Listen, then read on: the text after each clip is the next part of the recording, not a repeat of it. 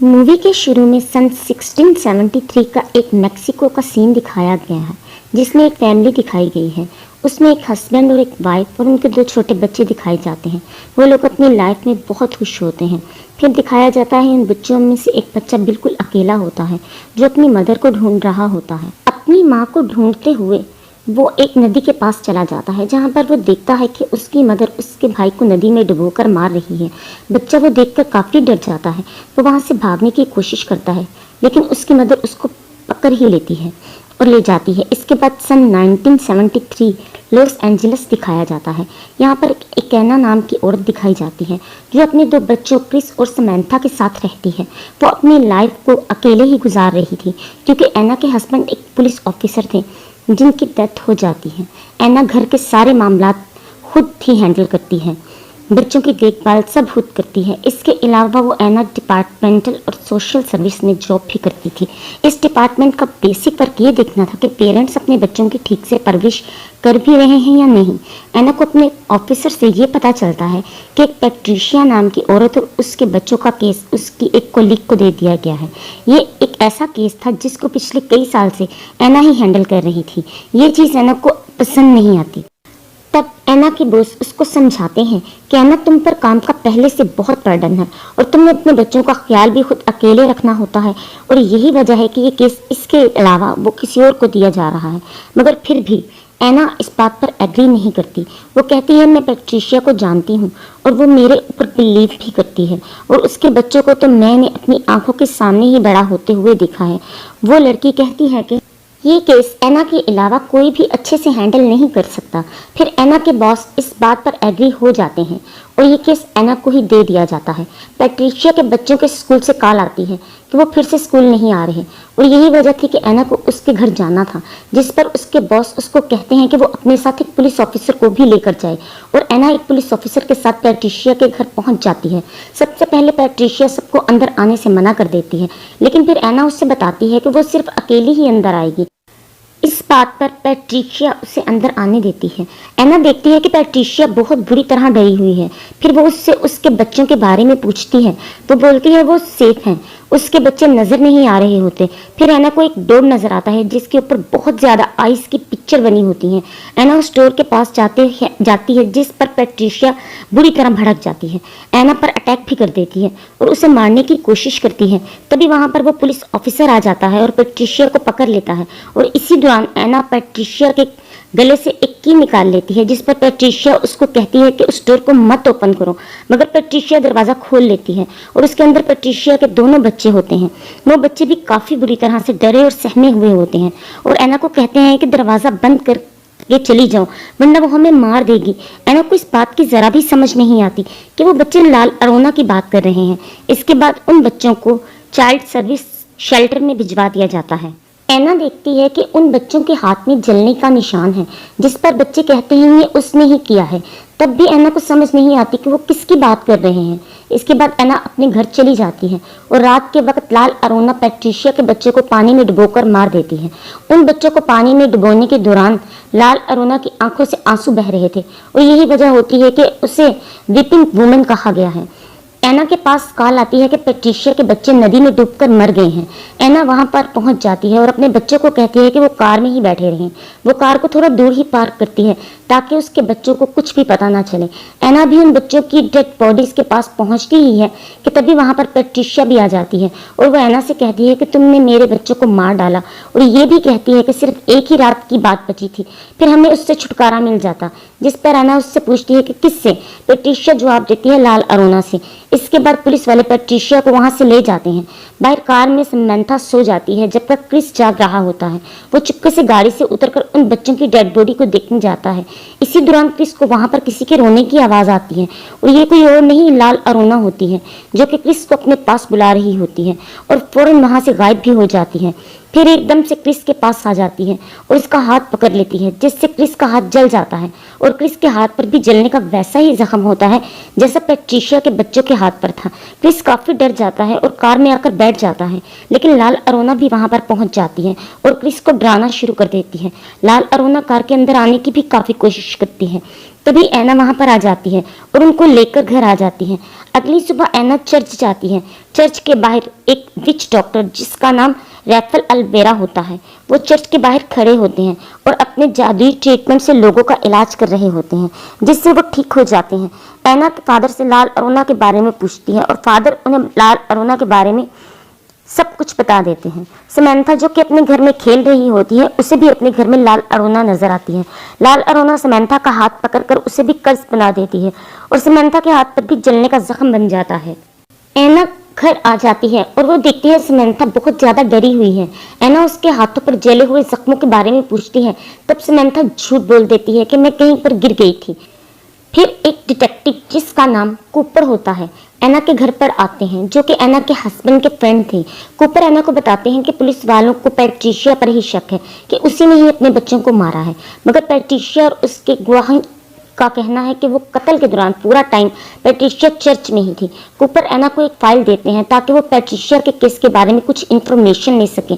फिर दूसरी तरफ हम देखते हैं कि रैफल कुछ जो पैट्रिशिया के घर में होते हैं और लाल अरोना के आंसुओं को कलेक्ट कर रहे होते हैं। रात को ऐना पैट्रिशिया की फाइल देख रही होती है, तभी उसको वहां किसी की आहट महसूस होती है। वो जाकर देखती है तो क्रिस नींद में चल रहा होता है। तभी अचानक से घर का दरवाजा अपने आप खुल जाता है और ऐसे फील होता है जैसे कोई मैजिकल पावर अंदर दाखिल हो गई है। ऐना क्रिस को उसके बेड पर सुला देती है और समंथा को देखती है और उसी वक्त कोई पैट्रिशिया की फाइल के पेपर्स को उठाकर जमीन पर फेंक देता है। तब ऐना समझ जाती है कि रूम में कोई और भी है। फिर अचानक से ऐना देखती है कि समंथा के रूम में लाल अरोना है। इससे पहले कि वो कुछ कर सकती दरवाजा बंद हो जाता है। इसके बाद ऐना के रूम में भी लाल अरोना आ जाती है और ऐना उससे कहती है कि वो वहां से चली जाए। इतनी देर में क्रिस और समंथा दरवाजा खोलकर वहां पर आ जाते हैं। ऐना उन दोनों को अपने बेड पर सुला देती है, लेकिन खुद वो सारी रात जागती रहती है, उसे नींद नहीं आती। ऐना पैट्रिशिया से मिलने जाती है, लेकिन पैट्रिशिया ऐना को ही उसके बच्चों की मौत का जिम्मेदार समझती है और उसी दौरान ऐना पैट्रिशिया के हाथ पर वही जलने का निशान देखती है। पैट्रिशिया उसे कहती है ये लाल अरोना ने किया है और अब ऐना के बच्चों को भी उसके रोने की आवाजें आएंगी और वो उन्हें भी अपने साथ ले जाएगी। पैट्रिशिया उसे बताती है कि मैंने लाल अरोना से कहा है कि ऐना के बच्चे को तुम ले जाओ और मेरे बच्चे वापस कर दो। क्रिस को किसी के रोने की आवाज आती है। पहले तो लाल अरोना उसे डराती है, फिर सीढ़ियों से उसे नीचे गिरा देती है, लेकिन मौके पर ही ऐना वहां पहुंच जाती है और उसे हॉस्पिटल लेकर जाती है। जब डॉक्टर क्रिस के हाथ पर जलने के निशान देख तब वो डिपार्टमेंट ऑफ सोशल सर्विस को कॉल कर देता है। रात को ऐना के घर पर कूपर और उसकी कोलीग दोनों आते हैं और वो ये चेक करने आते हैं कि कहीं ऐना अपने बच्चों के साथ अब्यूज तो नहीं करती, किसी किस्म का कोई तशद्दुद तो नहीं करती। फिर ऐना क्रिस से लाल अरोना के बारे में पूछती है और वो उसे सब कुछ बता भी देता है। दूसरी तरफ लाल अरोना समंथा को पानी में डुबोकर मार रही होती है, लेकिन मौके पर ऐना वहां पहुंच जाती है और उससे बचा लेती है। इसके बाद लाल अरोना ऐना को भी कर्ज कर देती है और बड़ी मुश्किल से अपने बच्चों को लेकर वहां से भागने में कामयाब हो जाती है। ऐना चर्च में फादर के पास आती है, तब फादर उसे बताते हैं कि एनाबेल डोल के बारे में। जब वो एनाबेल डोल को लेकर आ रहे थे, उस डोल ने उन्हें बुरी तरह जख्मी कर दिया था और वो ये भी बताते हैं कि इस तरह की चीज़ों में शैतानी ताकत होती है और चर्च तुम्हारी हेल्प भी करेगा, लेकिन चर्च से सर्विस लेने में कई हफ्ते लग जाते हैं। लेकिन ऐना के पास इतना वक्त नहीं था और फादर ऐना को राइफल के पास जाने का मशवरा देते हैं। ऐना अपने बच्चों को लेकर राइफल के पास चली जाती है। पहले तो वो उनकी मदद करने से इनकार कर देता है, लेकिन किसी तरह वो बच्चों की खातिर उनकी हेल्प करने को तैयार हो जाता है। राइफल अपने साथ इस प्रोसेस में इस्तेमाल होने वाली सारी चीज़ें अपने साथ लेकर जाते हैं और अपने मैजिकल वर्ड्स की मदद से अंडों के जरिए वो ये पता करवाते हैं कि यहाँ पर कोई जादुई ताकत, कोई शैतानी ताकत तो नहीं। लेकिन जब सारे अंडों को तोड़ा जाता है तो वो अंदर से काले निकलते हैं, जो इस बात की तरफ इशारा करते थे कि यहाँ पर बाकी कोई शैतान मौजूद है। राइफल अपने मैजिकल वर्ड से सारे घर को बांध देते हैं क्योंकि रात होने वाली होती थी और लाल अरोना की पावर मजीद बढ़ जाती है। राइफल ऐना और उसके बच्चों को बचाने के लिए अपनी बहुत सारी चीज़ें और बहुत सारे मैजिकल वर्ड्स इस्तेमाल करते हैं। राइफल क्रिस को उस क्रॉस के बारे में बताता है जो फेरी ट्री से बना होता है। जब लाल अरोना अपने बच्चों को मार रही थी तब उसको ऐसा करते फायर ट्री ने ही देखा था और फायर ट्री रो भी रहे थे। फायर ट्री लाल अरोना के इस गुनाह का इकलौता सबूत थे जिसके आगे लाल अरोना की सारी पावर्स कमजोर पड़ जाती थी। राइफल बताते हैं कि ये एक बहुत ताकतवर शैतान है और हम सबको मिलकर इसके साथ लड़ना पड़ेगा। फिर वो मैजिकल वर्ड की मदद से लाल अरोना के आंसुओं को पाक साफ करते हैं ताकि उसे उसके खिलाफ ही इस्तेमाल कर सकें। रात हो जाती है और उन्हें लाल अरोना के आने का मैसेज भी मिल जाता है। राफेल अब एना और उसके दोनों बच्चों को कैंडल के दायरे में रखते हैं। फिर लाल अरोना को छींक आती है तो उसकी शैतानी पावर की वजह से तमाम कैंडल्स बुझ जाती हैं। लाल अरोना सबसे पहले एना पर अटैक करती है और उसके बाद वो क्रिस को अटैक करती है। लाल अरोना क्रिस को खींचकर बाहर ले जाती है और राफेल क्रिस को पकड़ लेता है और वो वहीं आंसू लाल अरोना के फेस पर फेंक देते हैं। लाल अरोना के फेस पर आंसू गिरते ही उसका फेस जलने लगता है, लेकिन वो अब तभी भी जिंदा होती है और ख़त्म नहीं हो पाती। तभी राफेल घर के दरवाजे पर फायर ट्री के बीच को लगा देता है। इन बीचों को पार करके वो अंदर नहीं आ सकती थी, लेकिन वो बहुत गुस्से में आ जाती है। फिर लाल अरोना पीछे से अंदर आने की कोशिश करती है और ये सब पिछले दरवाजे को बंद करने की कोशिश करते हैं। यहाँ पर लाल अरोना ने ये जाल इसलिए बिछाया था कि सबका ध्यान पिछले दरवाजे पर लग जाए और उसके आने में आसानी हो जाए। फिर लाल अरोना समंथा को उसकी डोल के थ्रू बाहर निकालने की कोशिश करती है। समंथा को दरवाजे के बाहर उसकी डोल नजर आती है। वो डोर ओपन करके उसे लेने के लिए बाहर जाती है। समंथा इस बात का बहुत ख्याल रखती है कि वो बीजों की लाइन को क्रॉस ना करे और तभी वहां पर एना पहुंच जाती है और समंथा को डोल लेने से मना करती है और भागते हुए उसके पास आ जाती है, लेकिन समंथा के हाथ में उसकी डोल लग जाती है और जब वो डोल को अंदर की तरफ खींच रही होती है तब उन बीजों की लाइन टूट जाती है। इसी दौरान लाल अरोना समंथा को बाहर खींच लेती है और दरवाज़ा खुद ब खुद बंद हो जाता है। लाल अरोना समंथा को पानी में डुबोकर मारने की कोशिश करती है, लेकिन एना वहां पहुंच जाती है और उसे बचाने के लिए आ जाती है। वो भी पानी में कूद जाती है। जैसे ही एना समंथा को बचाने उसकी तरफ बढ़ती है तो लाल अरोना उस पर भी अटैक कर देती है और उससे भी मारने की कोशिश करती है। तभी राफेल भी वहां पर पहुंच जाते हैं और वो स्विमिंग पूल को अपने जल से शफाफ कर देते हैं, जिससे कि लाल अरोना को उस पूल से निकलना पड़ता है और एना समंथा दोनों बच जाते हैं। फिर हम देखते हैं एना के हाथ में लाल अरोना का लॉकेट आ जाता है और वो लोग समंथा को लेकर अंदर भी आ जाते हैं। समंथा बार बार घर से बाहर जाने की कोशिश करती है, जिस पर राफेल एना को बताता है कि समंथा पर लाल अरोना हैवी हो चुकी है और जब भी लाल अरोना समंथा को बुलाएगी तो ये उसकी तरफ चल पड़ेगी। राफेल एना को ये भी बताते हैं कि जब तक लाल अरोना से पीछा नहीं छूटता हमें इन दोनों बच्चों की हिफाजत करनी होगी। एना उसी तरह अपने बच्चों को सेफ में बंद कर देती है जैसे पैट्रिशिया ने किया था। दूसरी तरफ लाल अरोना घर के बाहर अभी भी बच्चों का इंतजार कर रही होती है। एना राफेल को वो लॉकेट दिखाती है जो एना ने लाल अरोना के गले से उतारा था। राफेल एना को कहता है कि तुम इसे संभाल कर रखो, हम इसे उसके खिलाफ इस्तेमाल कर सकते हैं। कुछ देर के बाद एक औरत उन बीजों की लाइन को क्रॉस करते हुए बच्चों के पास पहुंच जाती है। ये पैट्रिशिया होती है। उसको लगता है कि ये अगर समंथा और क्रिस को लाल अरोना के हवाले कर देगी तो उसके बच्चे उसे वापस लौटा देगी।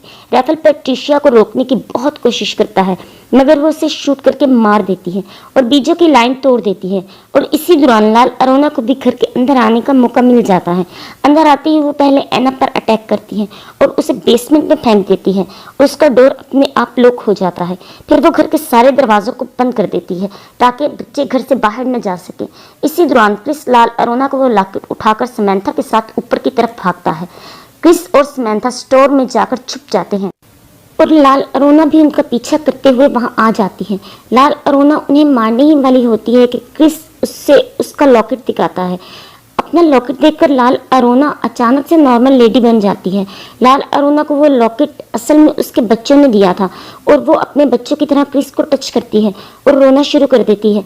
साथ में पैट्रिशिया को भी अपनी गलती का एहसास हो जाता है। वो लोग तोड़कर एना को बाहर ले आती है। एना भागते हुए ऊपर की तरफ आती है और साथ में राफेल भी आ जाता है जो कि मरा नहीं होता।